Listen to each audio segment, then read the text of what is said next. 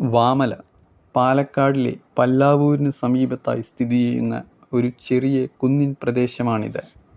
ഈ കുന്നിന് മുകളിൽ ഒരു ചെറിയ ക്ഷേത്രമുണ്ട്.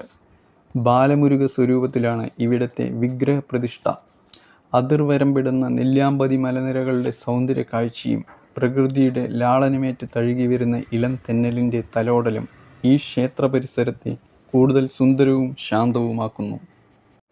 പ്രകൃതിയുടെ സൗന്ദര്യലഹരിയിൽ മുഴുകി അല്പനേരം ഈ ക്ഷേത്രപരിസരത്ത് നമുക്ക് ചിലവഴിക്കാം.